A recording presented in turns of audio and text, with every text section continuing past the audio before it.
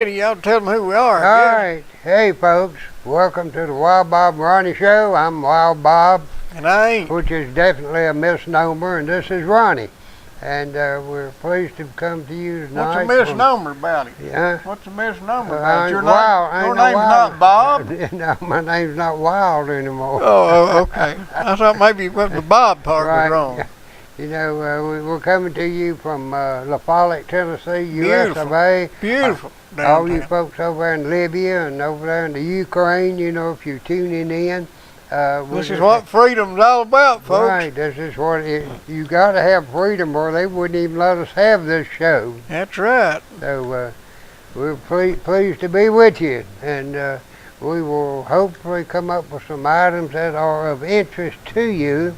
And if we don't, we'll make something up. Mainly, I think somebody ought to go over to the Ukraine and carry some placards and some banners that points to the shame that Russia ought to have for starving and killing about 7 million Ukrainians in 1932 to 1934, and they mainly targeted those people who had a good education and who were people that could take positions of power. So Stalin just consolidated his rule over Ukraine by killing 7 million people. He killed a lot more than Adolf Hitler killed in the Jews. So somebody ought to point that out to the Russians, you know, that people are still aware of that. But I guess Obama, what he's trying to do is reconstitute the Soviet Union. Obama or Putin? Obama. Well, they're both working on it. No, Obama's doing more than Putin is to reconstitute the Soviet Union. You know, Reagan got it torn down and dissolved, and the guy with a world map on his head kindly worked to help that also. You mean that Florida map? Right, and Mikhail Gorbachev. They dissolved the Soviet Union, which included the Ukraine, and it included, of course, a lot of other now autonomous areas, or supposedly autonomous areas, that Russia, you know, will pick off one at a time within the next 3 years. Well, we've got a bunch of amateurs running the country right now. Don't you think so? Well, you've got a bunch of people in there who they don't realize how ignorant they are about the history and the policy of this country. They have no idea. They think that they're doing great. Well, they may know the history, but I don't think they understand the deeper meaning of what went on and what goes on. It's one of them deals where all we got to do is just let us run it and we'll do a good job. Well, trust us. You take this little episode of Joe Biden and Obama jogging around the White House. I mean, to me that looked completely sophomoric. It looked third worldish. I mean, I can't understand these people. They think they are the greatest thing since light bread. The greatest thing since dark bread, too. Right, yeah. Yeah, well. Ain't nothing beats cornbread. I wasn't talking about light and color. I was talking about the weight. Okay. So, there you go. Heavy bread. The greatest thing since heavy bread. Like the Democrats, you got to bring that race into everything. Yeah, I know it. It's all a racist thing. I knew it was when I heard that. I hadn't figured out you. Bobby T, what have you been up to? Well, mainly trying to stay warm. Been doing any good at it? Oh yeah, I'm been doing real good. I got me a plan devised for next winter. What's that? Go to Florida? Naples, Florida. Okay. Why Naples? Well, it's way down. Yeah. You know, it's down almost to the tip of Florida on the west coast. And the average temperature there is in the winter is 74 degrees. And in the summertime, it's probably 94 degrees, Yeah. you know, so I'm going to head back to Tennessee in the summer. So, Are you going to give up sand mining? what? Sand mining? No. It's going to be hard to do all these things. Oh, yeah, I'll be able to handle what I want to, you know, and I don't need to do a whole lot of dipping. Where you plan on leaving? I don't know. I just wondered, should I be looking for a new tenant? Oh, I'm not going to close up. Oh, okay. You're going to send for the money every now Yeah, and then. we'll just send you the money. is what No, I we'll figured do. you're going to send after the money every now and then. I hope there's some to send after. It would be nice. Right. We had a very fine lady today bought a very nice bicycle from me today. A bicycle. Yeah. Well, what do you reckon that woman's going to do with a bicycle? Well, she might be like this boy I see that hauls this four-wheeler around in his truck all the time. Yeah. He never puts it on the ground. He just hauls it around. So that may be possibly what's going to happen to my bicycle. It might come back with 100,000 miles on it and never hit the ground. And the tire's still clean? You know, I've got a daughter that rides a bicycle to and from work. Well, I've got a daughter that does that also, you know, and she's a tree hugger. Well, mine ain't. She just ain't got no car. She rides a bicycle 1.5 miles and then takes a train. Really? And then she rides the train back and gets on the bicycle and rides again. Where'd she take the train to? Somewhere in Miami. Oh, really? Yeah. Okay. Well, that's good. I don't know. I ain't never rode none of them trains. But she rides a bicycle for 1.5 miles and parks it and gets on the train and rides for 20 minutes. Right. And then she gets off of the... Oh, she's living in Florida? Yeah. Yeah, okay. And whereabouts down there? Miami's all I know. I ain't Okay. never been there. Okay. I ain't never been that far south. I've been to Miami a couple of times. Well, I never have. I got enough around Fort Lauderdale to do me. Years ago, I went down and repossessed a 1960 model Lincoln Town Car. It was about 1948, was it? No, it was a current model car. Okay, I mean, you went in 48 and got that. Oh, okay. No, this was in 1960 when I went down there. Okay. And repossessed that Lincoln Town Car that had been owned by the I can't think of the name of the Townhouse Motel chain, and its owner was by the name of William P. McPhillamy. And William P. kind of hit a snag in his hotel operation, and I think I repossessed 35 of those little old Econoline vans, you know, the ones that cab over the engine, or pickup trucks, not vans, and that had the motel logo on it. I repossessed a bunch of other vehicles, but Mr. McPhillamy, and this is probably one of the problems that caused his demise, as most things, took off to Florida with his young girlfriend. And with payments back due on that Lincoln Continental.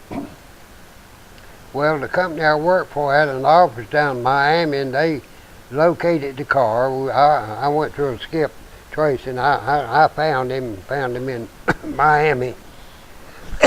So they picked the car up, and my boss man, who was not a very good finance man, he was bad to finance automobiles out at the old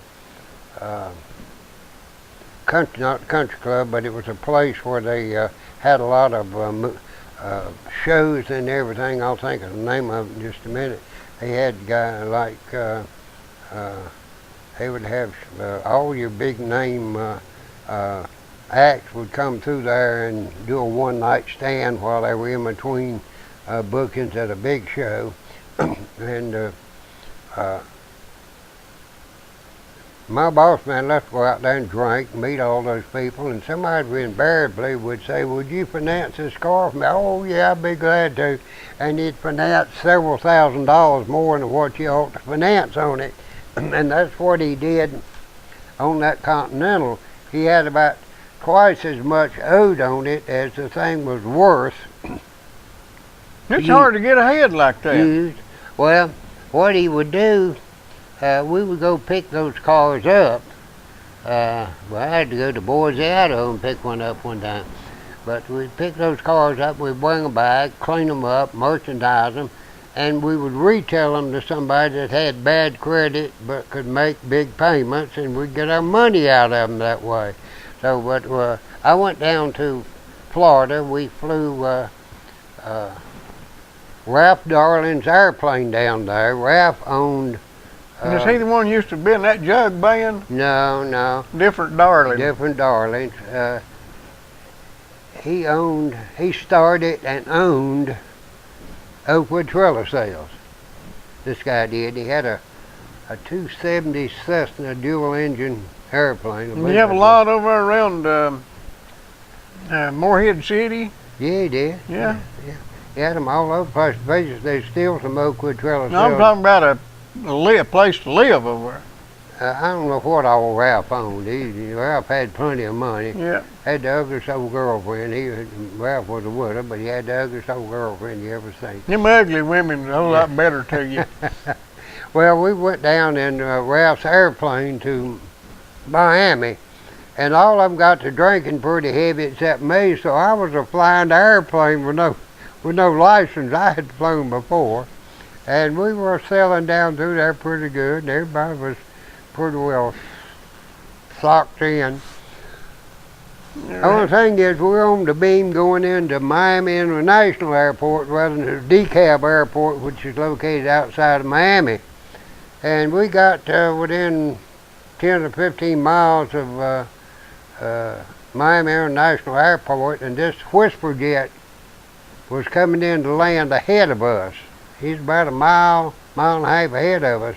But the wash from that whisper jet took that 270, went like this and this and this and this, and everybody woke up and got sober mighty quick. Took over the controls, and we got directed back to DeKalb Airport, which was a small airport outside of Miami. I wouldn't ride with you now, on a when sled. we got there, I realized that I had forgot my transporter tag to go on the back of that Continental. And they said, what you gonna do? I said, well, make me a sign, tell them I've lost my tag, which I did. Well, my boss man told me he'd pay all my expenses and everything, plus give me X number of dollars if I go down there and bring that thing back. Well, he kept calling me. It took me 13 days to come from Miami back to Greensboro, North Carolina. That was back when you go by Omaha? This was in '62, I'm sorry. This was when the Cape Canaveral was really going wide open, and they had these joints there where they had bands play continuously 24 hours a day, and I had to stay all those joints in those spaces. But while I was in Miami, I pulled up, and since the boss was paying for it, got me a room at the Fontainebleau Hotel. Well,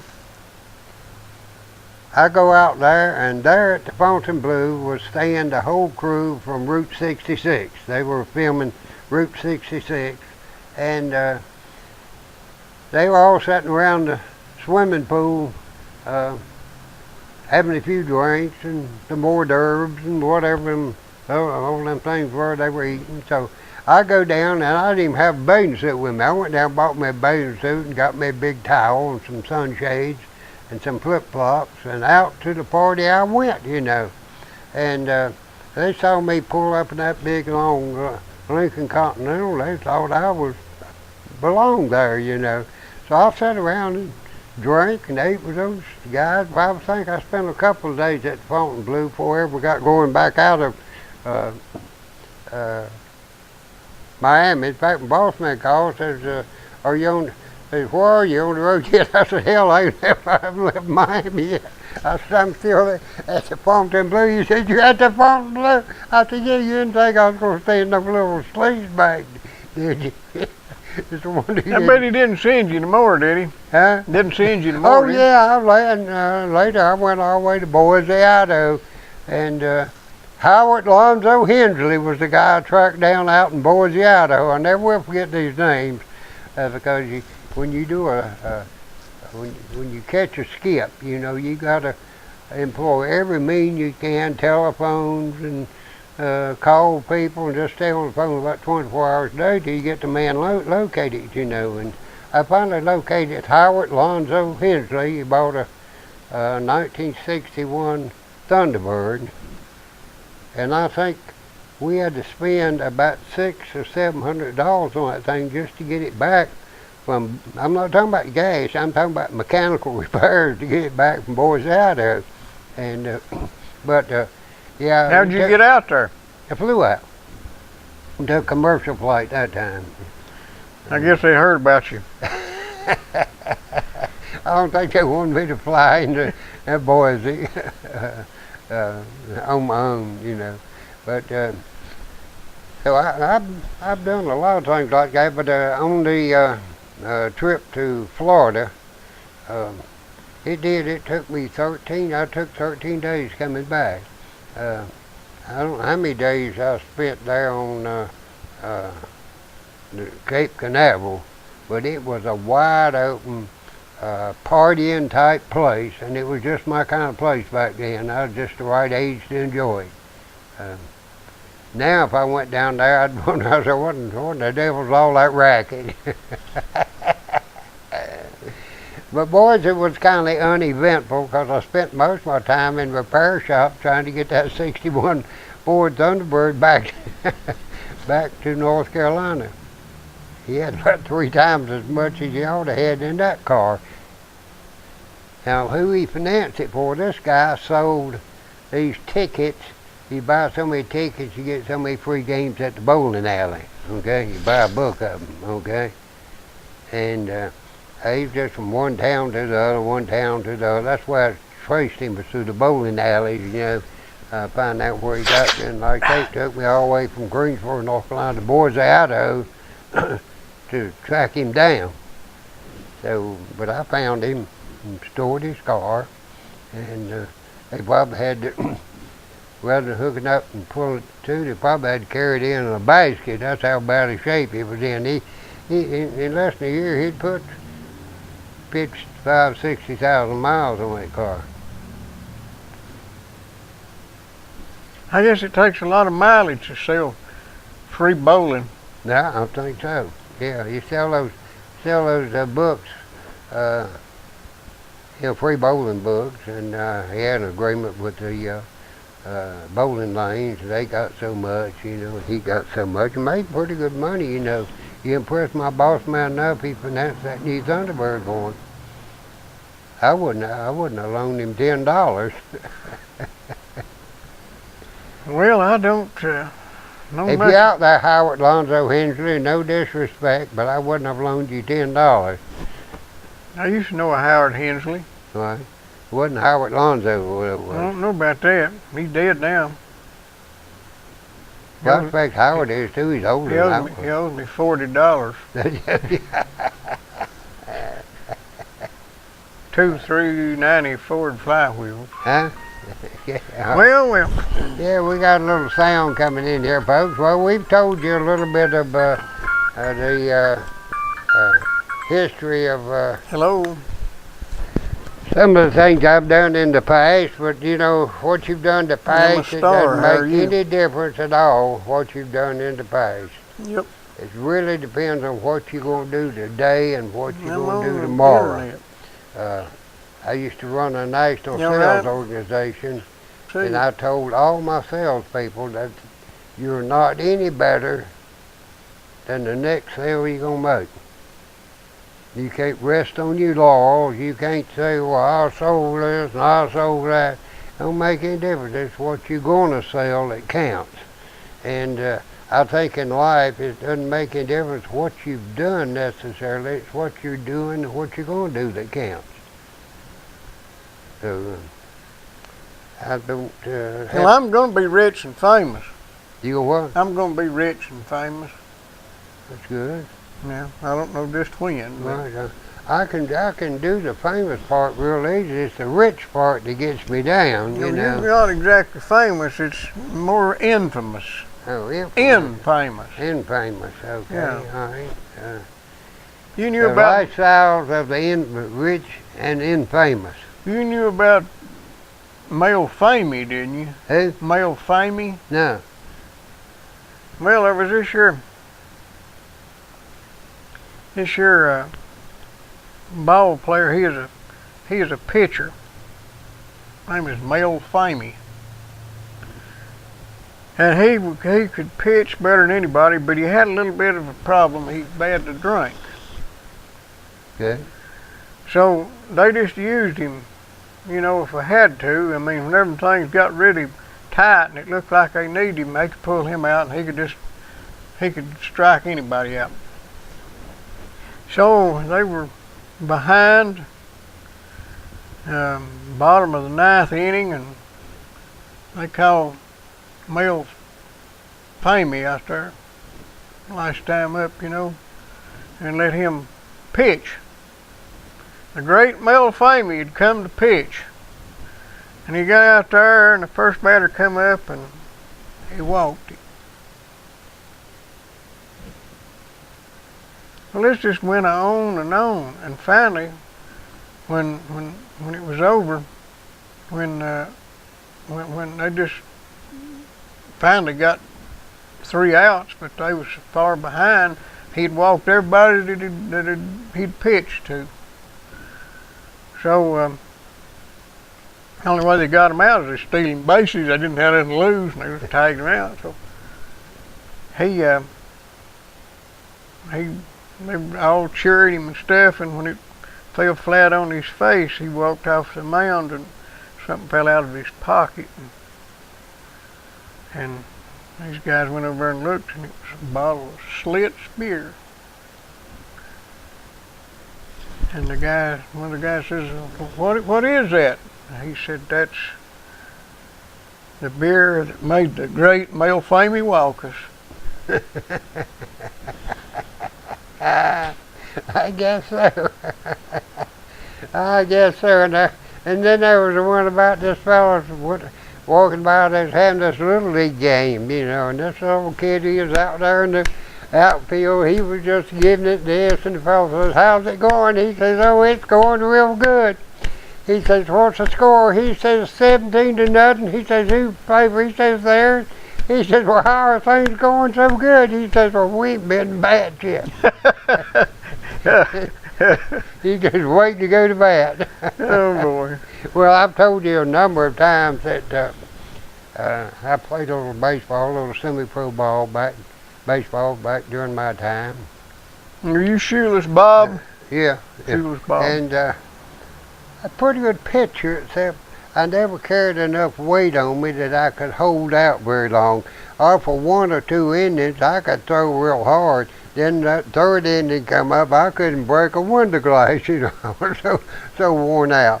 But during the time that I was pitching, you know, as a young man, I'd have to go out there and warm up for about a half hour to 45 minutes. You know, it took that long for me to warm up. No wonder you was tired after 3 innings. But since I've got older, you can warm up in no time. You know, I can walk out and shake hands with the umpire, and I'm just as warmed up as I'm ever going to get.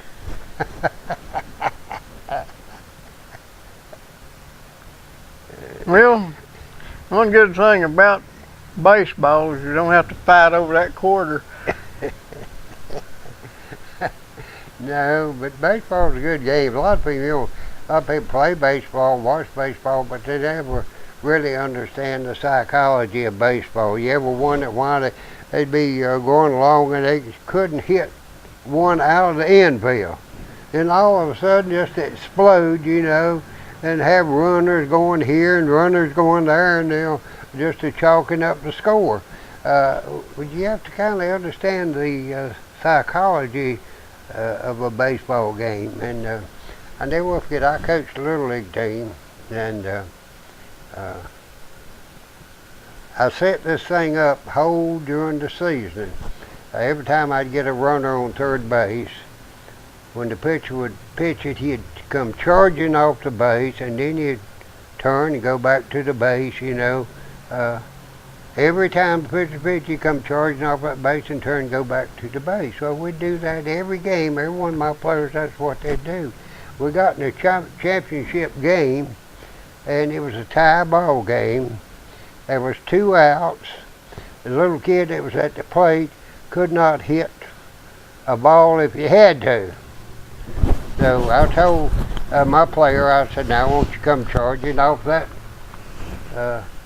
base just like you always did.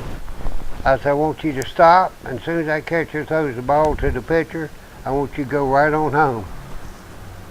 So he come charged out, stopped, and went right on home. The catcher threw that ball to the pitcher turned his back to what was going on. We scored the winning run off that deal of coming off of third base.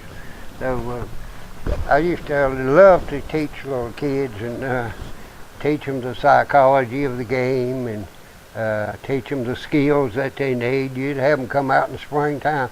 They honestly could not even handle a glove. You know, if you threw one at his head, it probably would have hit him in the head because he couldn't. He didn't have enough skill to get the glove up in front of his face. But time the season was over, he'd be a hot shot. And I enjoyed that. I always did. What else? Huh? What else? Well, I've coached a little basketball too, you know, and I watched Carolina beat Notre Dame last night, and I thought they did a terrible job. They had a 14-point lead at halftime, wound up winning by 2. Notre Dame scored about 20-some points in the second half, and Carolina scored about 8 or 9, something like just enough to win by 1 point. And the final shot of the game went in, but it was launched too late. The red light had already come on, so if not, Carolina would have suffered a loss at the hands of Notre Dame. Now, I'm going to say this at the risk of being maybe a little bit sacrilegious, but you know, when I played basketball, they were just beginning to bring some of those boys down from up north to play at these southern schools. And back then, most of them wore crosses around their necks, you know. They were Catholic. And every time they get ready to shoot a foul shot, they'd give it this. You know, and what I always thought that was, when they got up to the foul line, they gave it this. That was get in there, you SOB. I thought that's what that meant, you know. And later I found out that that was a religious sign that they were making. But I always thought that's what it meant when they got up there on the foul line and give it this, you know. Just like I was when I was eating them there rubber donuts over at school and found out they're called bagels. Bagels. Bagels. Long time after I graduated, I found out they're called bagels. First time I ever got one of them donuts, I was surprised. I'd never had a donut like that before. I know Elizabeth was with Jeff Swartz, and Jeff built him a house and paid cash for it when he built it. And it originally had 55 rooms. Just 55? 55. But he built on to it, I guess. He had 13 rooms originally to it, so he's got 68 rooms. And Jeff was, I remember Jeff when he was he's about my age. I remember when he used to be a little old fat chubby boy, you know, running around with Bermuda shorts on. About my age. What did he do for a living? Well, his family had a little money, but he started building warehouses and getting them financed when the interest rate was low, and he's got warehouses everywhere. He's also the one that builds post offices and leases them back to the federal government. And I mean, Jeff's got he's got some money, you know, and But I'm probably he thinks the world of me. I had a daughter that entered a beauty contest, and she wouldn't really do right, you know. And when it came time to cough up a bunch of money, I had $1,000 check from Jeff. He said for me to use, you know, for her beauty contest funds that she needed. I didn't cash a check. Now, I went down there about a year later. I said, Jeff, I'm going to give you something back. He said, what? I said, this is that $1,000 you gave me. I said, my daughter, she pulled out of the contest, and I said, I didn't use it. He said, you mean you didn't cash it? I said, no, I didn't cash it, because I told you what I wanted it for, and it wasn't going to be used for that, so I brought it back to you. And he tells everybody, the only man in the world he ever wrote a $1,000 check to that didn't cash it and brought it back to him. And so I think I'll go down there and see if he still got that check. Maybe I'll get it back off of him. I'd want interest on it. Tell me, he give me interest back on my money. Get me one too. But he's a character. He's the one that had that little tank with wheels on it with a turret on it. You know, like they had in World War I. Didn't have tracks. It had wheels. Yeah. He's the one that I was going to bring up here and put on a platform, put my political signs on, you know, that Bob will fight for you, you know, that sort of thing. But you didn't bring it. No, I didn't. Lost election. Yeah, well, that's the reason I lost the election. I figured it was. Bring it, yeah. Yeah, because I could have pulled it up in front of the courthouse and threatened everybody with it, you know. They threaten us, don't they? Yeah, yeah they do. I tell you what, if we didn't have Digger's propane lit, we'd be cold. It would be. It would be.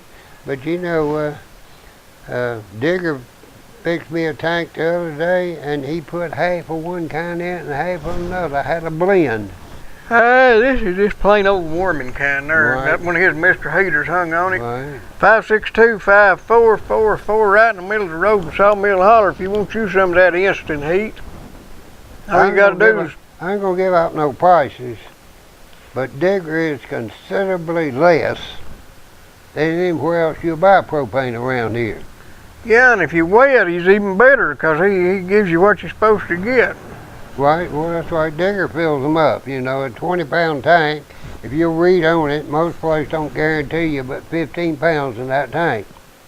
Well, Digger gets up and fills them in, he purges it, he lets the air out of it so it's not just compressed air in there. And then if he don't get enough in there, he gets up and stomps it in with his feet. Shakes it. Yeah, and so you're going to get your money's worth if you go down to Wilson's Propane. 562-5444. That's Or right. as Digger would say, 562-5444. 44, yeah, if you're Digger, yeah. Yeah. And so you need to go on down to get him really, what was this lady? She paid about $19 a jug for that stuff, you know. And That's a little steep. a little bit on the steep side, yeah. One of them little jugs? Huh? One of them little jugs like that? 20 pounder. Who?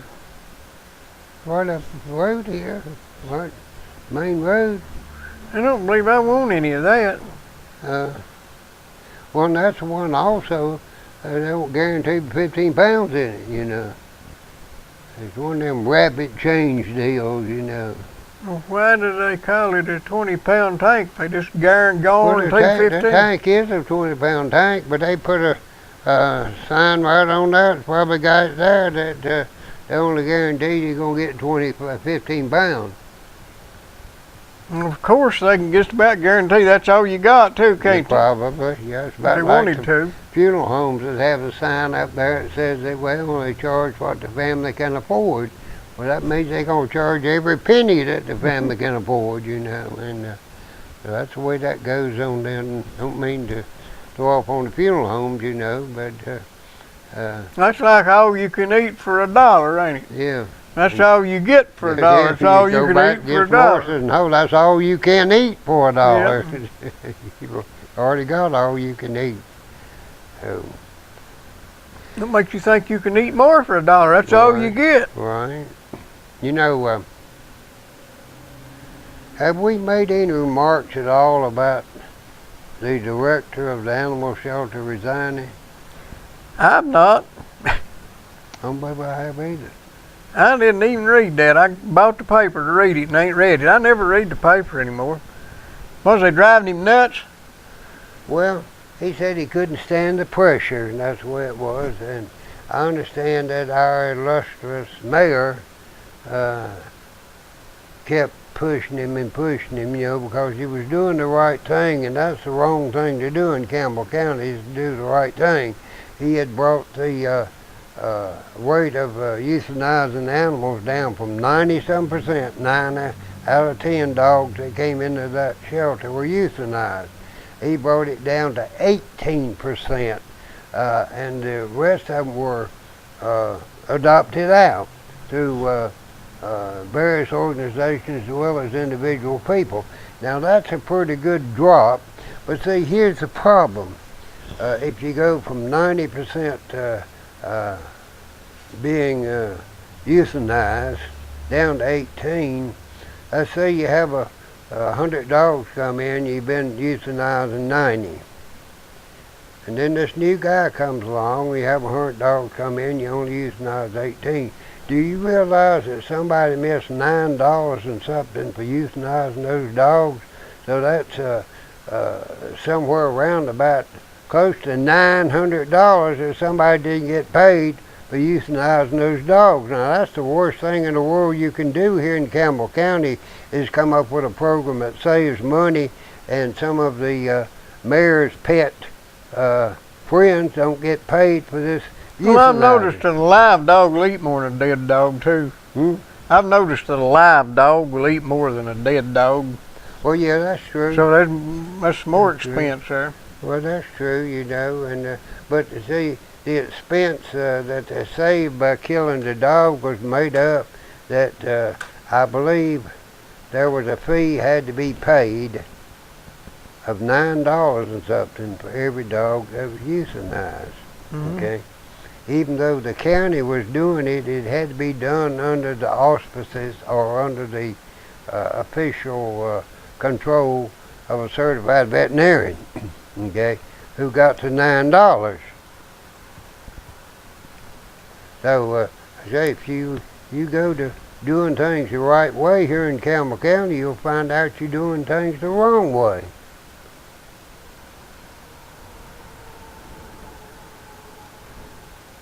Uh-oh.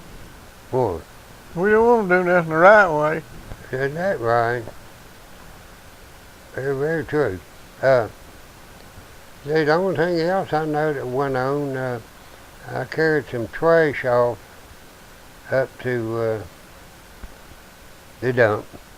The dump. And you know, you had to be weighed if you're a business carrying trash off, because they charge you. So I went across the scales, and I went the back way and went up to the building where they unload. And they had a truck parked there, and something was sticking out of my trailer. They got some dirt on the front bumper of that truck. No skin marks, just got some dirt on it. I heard somebody hollering, "You hit my truck, you hit my truck." Well, when I, don't you rub that off, you leave it on there, don't you rub that off. Says, "I've already called my boss and told him that you hit my truck."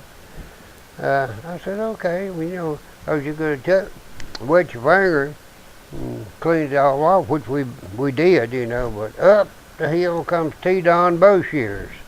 He sits there and he analyzes the damage to that truck, and told that young man that he did the right thing to call him, you know. And I had already told that boy when I found out he called his boss man. I said, "Well, you are a typical government employee." He said, "What do you mean?" I said, "Well, first of all, you're a kiss you-know-what person. And second, you ain't got no common sense." You know, he didn't make no motion that he wanted to do anything about it, because y'all watch Crocodile Dundee, haven't you, the movie? Well, I had my donk with me. Okay, so I wasn't too worried about him crawling me because I had my donk with me. And but yeah, he called T-Don. T-Don come up there and told him he did the right thing, and we just walked over. I said, "There's a lot of damage that bumper, wasn't it?" You know, and he said, "Go on," you know, which was so magnanimous, you know, that we could have probably made a federal case out of that. I'm sure you could. Yeah. It's just right after that you got arrested for goat. Goat Right. treachery or whatever it is. I wouldn't tell that fellow I owed as much of that drug as he did, you know. No, that's after that, wasn't it? Yeah, you done been to jail for that. This is something else. Okay. So what else is going on besides you and? It's been kind of uneventful. I have not been arrested this week. I've not even had. Boring week. Huh? It's been a boring week. Of course, today's just Tuesday, man. We still got the rest of the week. Yeah, we ain't done yet. Yeah, we're gonna haul another load of trash off tomorrow. If the weather's clear, and maybe somebody might get in my way. You can't never tell. I know, man. Pity 'em. I got to get out there and I got to bleed the injectors on that Bobcat and get it to running. What are we going to do about all that dirt we got piled up out there? We're going to fill a memorial mud hole up with it or what? I don't know, we could. Could do that, yeah. We'll maybe push it over the back just to dress it down good up there, maybe. City's gonna go up there and dig a ditch, I reckon. Did y'all come to agreement to put it on the line? I'm not hearing any more about it, I don't know. I'm sure that it's too logical to do that. I don't think that'll work. No, you probably told them the right thing that needs to be done. That'd be definitely the wrong thing to do. I'm almost sure. Right. Well, I think really that the ditch should be dug down the property line, because you can't build within 10 feet on either side of the property line anyhow, and 20 feet is plenty ditch ain't wide enough to ditch down through there. Well, ain't nothing ever happens to me without a fight, so I'll just have to wait and see what happens.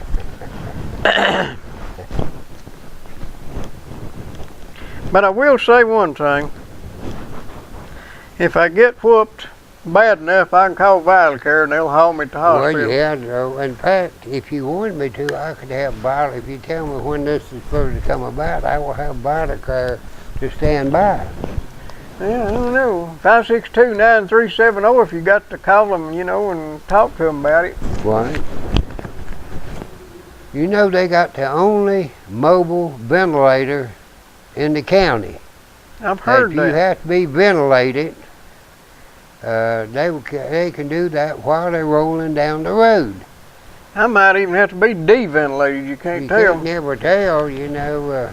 That's what them old cowboys used to do. They'd take their guns, they'd ventilate you, you know. 562-9370 if you need ventilated. That's Vital Care. Been in business. John Bond has for almost 35, 40 years, something like that. Yeah. And they have good equipment. They do practice tender loving care on their patients. Use them one time. If you have to use ambulance service, you wouldn't go with anybody else. And you can call them at the 562-9370 number, or you can call, what's that number for 411? 911, isn't it? That's the number for 911. Call 911 and tell them you want Vital Care, and they will contact them and dispatch their vehicle to haul you around. You know, that'd be a good ride if I could get one to carry me over to Cherokee and bring me back, you know. I think we could do that and go around. Give you a little oxygen on the way over? Yeah, give me a little oxygen on the way over and a little oxygen on the way back.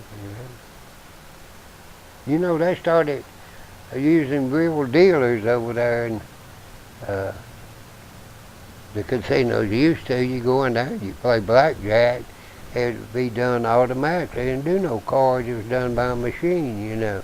And you only had at your station, you would see a picture of your cards and what you had, you know. No, I wouldn't want a picture of my card. I want the cards. No, they didn't do it that way, and I'll tell you why.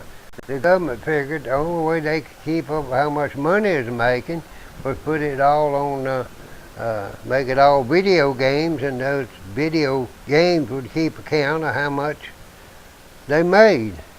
Well, how do I know that? How do I know that machine ain't a? You gotta trust the government. I don't trust the government.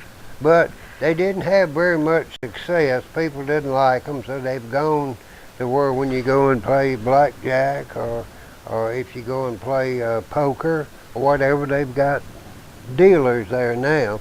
And I sat down over there beside some guy from out of state, back when they had the automatic dealers.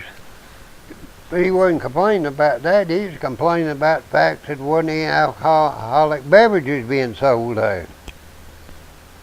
And I said, well, you got to understand. I said, this is on an Indian reservation. It's still against the law to serve firewater to the Indians. What'd he say? A little Indian boy working behind back there. He got tickled about it, you know. But today now with Barack Obama in, that would be considered a racist statement. I'd say it is racist. I mean, it's got to be racist. You call them Indians, everybody knows they're Native Americans. Okay, there you go, yeah. And Indians. What do you think this is? And I guess them other people that are Afro-Americans are un-Native Americans. They must be. Yeah, okay. Well, it's like you know how it works, you know, and kind of understand the lingo. Oh, let me tell you what they're doing up in Washington, D.C. You hear What's about that? their effort to decriminalize marijuana? Yeah, a little bit. Well, you know, they want to make it legal for a person to have up to 1 ounce of pot on his possession. Mm-hmm. And it will be legal for him to have it cut into 1 gram packages and repackaged. In other words, you can have 28 little packages out of 1 ounce of marijuana, because I think that's how many grams is in 1 ounce. And he can carry up to $100 in his pocket at one time. Now, if that's not a classic example of a pot dealer, I'm just not sitting here. That's exactly what that is making it not only legal for people to have and use marijuana, but making it legal for them to become dealers, because them boys down there together ain't got no other way to make a living. You know, it never crossed their mind to go to school and get an education, get them a job. No, they got a job. They're drug dealers. Huh? They're drug dealers. That's a job. Well, sure it is, yeah. But I just wonder if Obama's going to give a waiver to them boys not to get insurance. Have to have insurance. Well, I done decided that the only thing that you can get into that the government won't make illegal if you start making money at it is something that's already illegal, so might well just be a drug dealer. They're working to legalize that. You try to make an honest living to doing something else, so and you can just forget it. That's very true. That's very true. But you know, I just wonder, maybe we ought to go up there and see if we can't get a labor union going for those drug dealers. You know, those people up there are so interested in bringing a labor union down here to Chattanooga. How come we couldn't take a labor union up there and start a labor union up in Washington, D.C. of the drug dealers? You know, we could let Mayor Berry, is that his name? Yeah. Raymond Berry become head of the drug dealers union. So, Well, I don't see nothing wrong with that. I don't know. We could get that guy out of Toronto. Well, yeah, but he'd be for alcohol, wouldn't he? He was a crackhead. Or he is a crackhead or something. You talking about the mayor of Toronto? Yeah. Yeah. He was on television this morning, and he kind of got a little bit miffed. No, he was on Jimmy Kimmel last night. Yeah. And he got a little bit miffed because of some of the questions that Kendall asked him, you know. And so if that's what you want, he said, well, they didn't elect me to be perfect. So I guess he hit the nail on the head there. No, you got that part right then, didn't he? Yeah, he did. So yeah, I saw him on TV this morning, rerun. You know.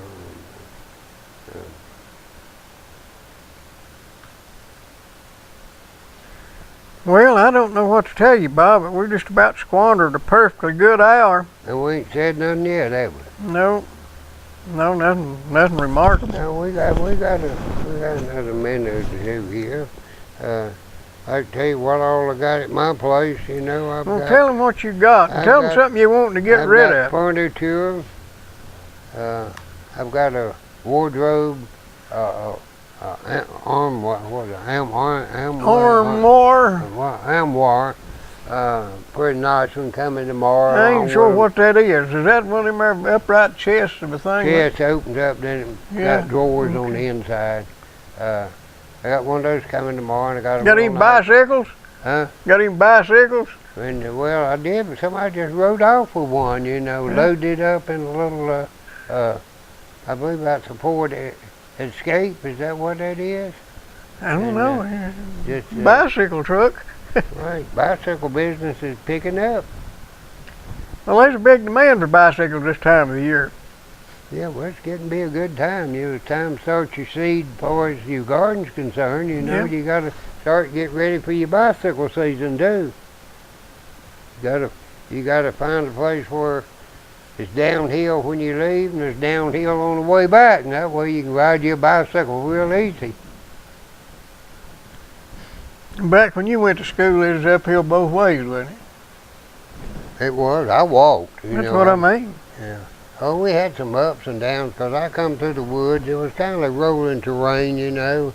I'd come over to grandma's house. Come through the woods and cross the railroad track, you know, and it was about a mile to school. And I knew I went down to college, and I was going to run a little track, and the fellow says, how long it take you to run a mile? I said, 5 minutes. He said, you ever run any track? I said, no. He said, well, I don't believe you can run a mile in 5 minutes. I said, I believe I can. Because it was 1 mile from my house to the school. And I would leave my front doorstep when the first bell rang.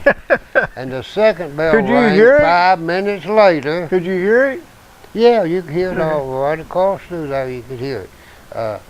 Hear that bell ring, and I would come off that porch on a dead run, down by my sister's little old house, behind the barn, across the creek, up through there over one barbed wire fence, on up through the woods. Then I'd have to cross that barbed wire fence again. I'd jump it. It was an old fence, old rusty fence. I'd jump it and keep going, cross the railroad tracks, cross the field, and up there and take a left down the road and right to the school. I'd get there. A lot of times I was stepping right on the step when that last bell rang. And I said, I believe I can run one of them in 5 minutes. Well, that was Coach Dale Ransom, who was a real fine person. I'll tell you more about him maybe next time, how we used to, we'd run time trials. And all of us knew that we were going to get to run in the race anyhow, so we'd go down there and we'd sit in the creek and play with our shoes off. Everybody else would be done finished an hour, and then the rest of us, which happened to include Jim Beatty, the world held the world's record for the mile. Jim was in that bunch. We'd come in about 6:30, 7 o'clock, and Dale would still be up there waiting on us. And because we knew we were going to get to race the next race anyhow. But I ran that thing in 4 minutes and 54 seconds or something like that, you know. The first one. Why didn't you do it in 3 minutes? Never could. Bannister guy I ran the school record when I came there was 4 minutes 32 seconds. I ran a 4 minute 21 second race and come in fifth. Fifth? I come in fifth. Boy. You had Jim Beatty, who was held the world's record for the mile. You had Jim Grella from Maryland, who was a sub 4 minute miler. You had 4 sub-minute milers, and there I was. Them boys already in the shower with their towel time I crossed the finish line. Well, they forever breaking the 4 minute mile. Huh? It's forever getting under 4 minutes on a mile, and then after they done it, everybody done it. Yeah, sure, yeah. That Bannister guy done it, Yeah, didn't he? that was a guy from South Africa. Dr. David Bannister, was his name David? I don't know. Bannister was the name, yeah. And he was a little bit faster than Oscar Pretorius. Well, Wasn't quite as handy with a gun, but he was just a little bit faster. he didn't have as much spring in his step, though. See you, folks. Folks, we'll see you Saturday afternoon. 4 o'clock on the radio. Okay.